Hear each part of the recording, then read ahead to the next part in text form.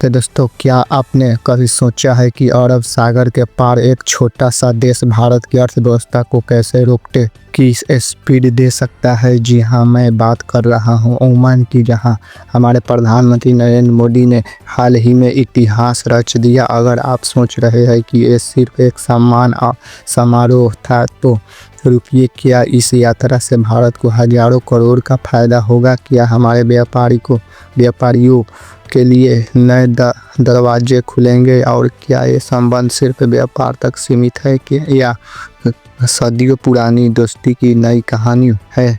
चलिए, आज मैं आपको पूरी डिटेल्स बताता हूँ ताकि आप अंत तक चिपके रहे। दोस्तों, मैं हूँ आपका रवि रंजन और आज की ये स्टोरी मुझे खुद उत्साहित कर रहा है। 18 दिसंबर 2025 को पीएम मोदी की ओमान यात्रा के दौरान सुल्तान हैथम बिन तारिक ने उन्हें ऑर्डर ऑफ ओमान से नवाजा। ये ओमान का सबसे बड़ा नागरिक सम्मान है जो सिर्फ चुनिंदा नेताओं को मिलता है। पीएम ने इसे भारत की 140 करोड़ जनता को समर्पित किया और कहा कि ये दोनों देशों के लोगों के बीच प्यार और विश्वास का प्रतीक है। क्या आप जानते हैं, ये पीएम मोदी का 29वां अंतर्राष्ट्रीय सम्मान है और 2025 में उनका 10वां। लेकिन दोस्तों, ये सिर्फ सम्मान नहीं बल्कि एक बड़ा कदम है। ये यात्रा भारत ओमान के बीच राजनयिक संबंधों के 70 साल पुराने होने पर हुई। दोनों देशों ने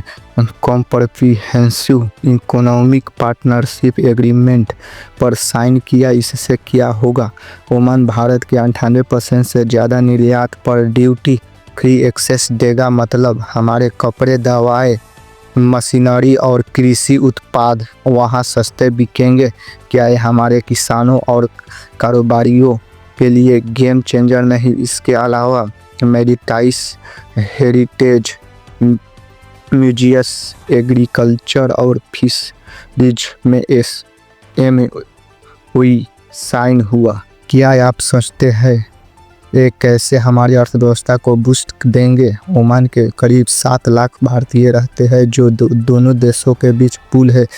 सदियों पुराने व्यापारिक रिश्ते इंडस वैली से लेकर अब तक अब और मजबूत होंगे। पीएम ने इंडिया ओमान बिजनेस फोरम में कहा कि ये समझौते नई ऊर्जा लाएंगे। क्या ये भारत की एक्ट ईस्ट पॉलिसी का हिस्सा है या खाड़ी क्षेत्र में चीन के प्रभाव को काउंटर करने की राजनीति?